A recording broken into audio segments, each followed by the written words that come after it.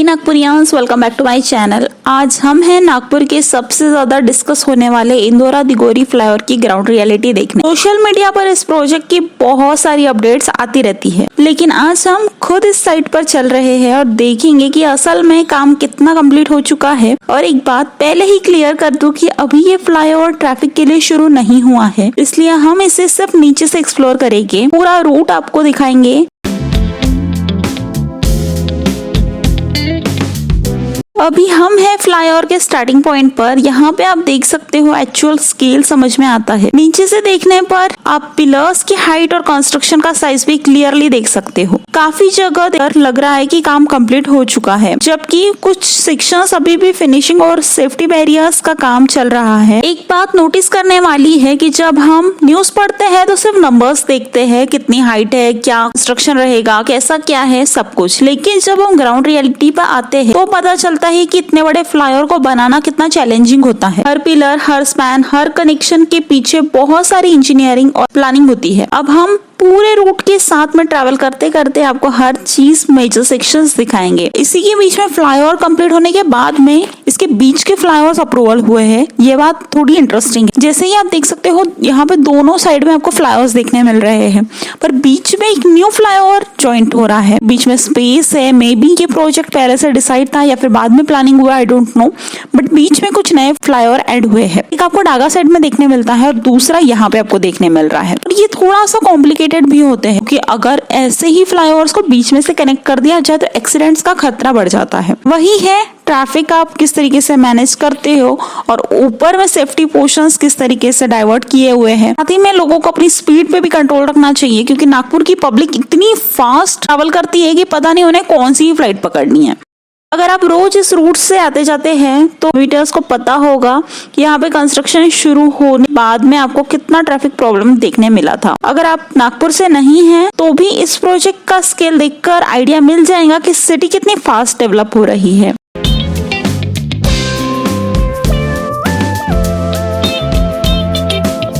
अभी तक के जो ग्राउंड पर देखने को मिला है उस हिसाब से मैं स्ट्रक्चर काफी हद तक के रेडी देख रही हूँ, लेकिन ऊपर से ट्रैफिक अभी शुरू नहीं हुआ है और कुछ फिनिशिंग वर्क भी कंप्लीट हो रहा है। ऑफिशियल ओपनिंग 1 अगस्त को होने वाली है। लेट्स सी होती है या नहीं। अथॉरिटीज ने अभी कुछ कंफर्म नहीं किया है। हम सिर्फ ग्राउंड रियलिटी देखेंगे और इस वक्त पूरी नजरें साइट पर है। मुझे पर्सनली लगता है कि ये फ्लाईओवर ऑपरेशनल होने के बाद में इंदौरा दिगोरी और नियर बाय एरियाज के लोगों को ट्रैफिक से काफी ज्यादा राहत मिलने वाली है। अब देखना ये होगा कि रिमेनिंग वर्क कितने जल्दी कंप्लीट होता है। सीरियसली किसी ने मुझे कमेंट्स में पूछा था कि ये Itwari Gandhibagh market area cover करता है या नहीं। अगर ये फ्लाईओवर ये एरियाज कवर करता है तो ही ये वर्थ इट है, वरना ये वर्थ इट नहीं होगा। और बात सही भी है। इतना मेजर एरिया, नागपुर का सबसे मेन मार्केटिंग एरिया है इतवारी और गांधीबाग का, और ये फ्लाईओवर सीधे सीधे उसे कनेक्ट करता है, नो डाउट फॉर दैट। इसकी लैंडिंग पोर्शन और इसके स्टार्टिंग पोर्शन आपको कई सारे ऐसे एरियाज में देखने मिलती है जहाँ सीरियसली इस फ्लाईओवर की नीड थी, जैसे कि सक्करदरा फास्ट डेवलपिंग स्टेज में है। वैसे ही दिगोरी भी बहुत फास्ट ग्रोइंग एरियाज में से एक हो रहा है। और बचा इंदौरा एरिया, तो ये तो हमारे नागपुर की जान है। मतलब बहुत सारे एरियाज जो है वो इस रूट को ऐसे कनेक्ट हो गए हैं। इसका बनना यहाँ पे बहुत ज्यादा जरूरी था। जैसे कंस्ट्रक्शन हो रहा है उस हिसाब से रोड्स बहुत ज्यादा छोटे छोटे होते जा रहे हैं। साथ ही में शॉप्स की पार्किंग और बहुत सारी चीजें सीधे सीधे रोड पे आ जाती है। दैट्स वाई फ्लाईओवर के ऊपर से बिना किसी टाइम वेस्ट के हम निकल सकते हैं। कभी नीचे ट्रैफिक जाम रहा तो हम ऊपर से कनेक्टिविटी ढूंढ लेते हैं। और इतवारी और गांधीबाग जैसा मेजर मार्केटिंग हब जहाँ पे हो, वहाँ पे फ्लाईओवर की नीड तो बहुत ज्यादा होती है, क्योंकि बहुत सारी चीजें डायरेक्ट मार्केट को कनेक्ट करना बहुत जरूरी होता है। दैट्स वाई ये फ्लाईओवर बहुत ज्यादा नीडफुल है। रिसेंटली हमारे नागपुर में इतने सारे फ्लाईओवर्स बन गए हैं कि जिसकी कोई लिमिट नहीं है। वाड़ी flyover, RTO flyover, Mominpura flyover, बहुत सारे फ्लाईओवर। फिलहाल आप वाड़ी और पूरा आरटीओ एरिया देखोगे तो यहाँ पे इतना स्मूथ ट्रैफिक हो गया है कि विद इन 10 मिनट्स आप वाड़ी से बर्डी कनेक्ट कर सकते हो। वैसे ही ये एरिया भी डेवलप हो रहा है। साथ ही में मोमिनपुरा का भी बहुत फास्ट कंस्ट्रक्शन अभी देखने को मिल रहा है। होप सो वो फ्लाईओवर भी जल्दी स्टार्ट हो जाए। इसी के साथ साथ नागपुर में कुछ अननेसेसरी चीजें भी बन रही है जो क्यों बन रही है और आगे उसको बनाने का क्या ही मोटो है समझ में नहीं आता है। जैसे कि फ्रीडम पार्क इतने करोड़ों की लागत से बना, कुछ साल रहा और उसे फिर से तोड़ दिया गया। अभी वहां पे अंडरपास का कंस्ट्रक्शन शुरू हो गया है। एज आई टोल्ड यू, उसकी नीड वहां पे है भी नहीं, क्योंकि वो बहुत ही शांत एरिया है, डिसेंट एरिया है, कोई शॉप्स नहीं है, कुछ नहीं है। लोग इजीली शॉर्टकट लेके एक सिविल लाइंस के एरिया को कनेक्ट कर सकते हैं बर्डी से। लेकिन नहीं, वो हमें देखना ही नहीं होगा, तो हम उसे तोड़े के कुछ कंस्ट्रक्शन करेंगे और फिर मनीष नगर जैसे वहां पे अंडरपास बनेगा जिसमें हमेशा पानी भरा हुआ रहेगा। नागपुर के डार्क रियलिटी भी है कुछ, और कुछ अच्छी साइड्स भी है।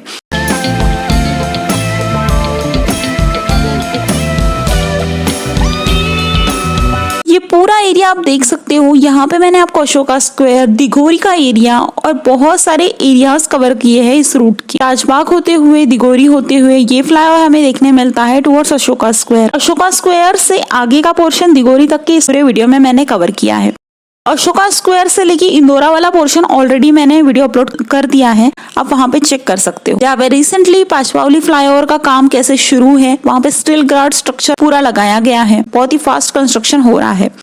इस रोड को अगर शुरू करना है तो पूरी तरीके से शुरू करेंगे, इसमें कोई डाउट नहीं है। इसी के बीच में फ्लाईओवर कंप्लीट होने के बाद में इसके बीच के फ्लाईओवर्स अप्रूवल हुए हैं, ये बात थोड़ी इंटरेस्टिंग है।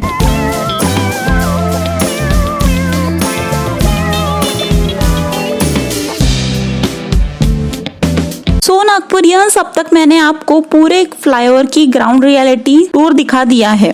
बात करते हैं अशोका स्क्वायर की, जो अपने 5 आर्म फ्लाईओवर स्ट्रक्चर की वजह से सबसे ज्यादा चर्चा में रहा है। ऊपर से इसका डिजाइन काफी ज्यादा बड़ा और काफी इफेक्टिव लगता है, लेकिन नीचे से बहुत ज्यादा सिचुएशन चेंज है। पूरी तस्वीर सामने आती है जहाँ पे आप देख सकते हो कि यहाँ पे बहुत सारी खुली जगह होने के बावजूद भी सड़क के कंपैरिजन में काफी कम स्पेस छोड़ा गया है। इसकी वजह से बसों और अन्य भारी वाहनों को मोड़ लेने में काफी ज्यादा प्रॉब्लम हो रही है। वहीं अगर ये स्पेस यहाँ पे ऑलरेडी जैसी है वैसी छोड़ देते, भी व्हीकल्स को इजीली टर्न लेने में आसानी होती। यहाँ पे मैं देख रही हूँ बहुत सारी बसेस बहुत मुश्किल से टर्न ले पा रही है। ऐसे लगता है कि जो स्पेस है उस जगह का इस्तेमाल ट्रैफिक को स्मूथ करने के लिए नहीं, बल्कि किसी और पॉइंट ऑफ व्यू से रखा गया है। साथ ही में ये बीच में आप बड़ा सा सर्कल देख सकते हो, इस हिस्से को काफी ज्यादा भीड़-भाड़ वाला महसूस कराता है। ये बहुत बड़ा सर्कल यहाँ पे बनाया गया है ताकि इसके बीच में कोई नया प्रोजेक्ट जो है वो बन सके। आपने सही कहा, इस बीच में इन फ्यूचर आपको कुछ नया प्रोजेक्ट देखने को मिलने वाला है। यहाँ पे जरूरत थी ट्रैफिक प्रॉब्लम को सॉल्व करने की, जो नहीं हो रहा है। सिर्फ यहाँ पे ब्यूटिफिकेशन या फिर कुछ और इंटरेस्टिंग पॉइंट्स ऐड करेंगे जिसके वजह से ये एरिया हाईलाइट हो, पर मेन जो है ट्रैफिक प्रॉब्लम को कम करना, उस पर बिल्कुल ध्यान नहीं दिया जा रहा। मेरी नजर में इस जगह को सबसे बड़ी प्रायोरिटी ट्रैफिक की प्रॉब्लम कम करने की थी। अगर सड़क के लिए ज्यादा स्पेस रहती, बड़े व्हीकल्स इजीली यहाँ से आना जाना करते, फ्यूचर में ये पूरी प्रॉब्लम इजीली सॉल्व हो जाती। पर यहाँ पे ग्राउंड पे जाकर देखने के बाद में कुछ और ही नजर आ रहा है। आपका इस बारे में क्या कहना है मुझे कमेंट सेक्शन में जरूर बताइए।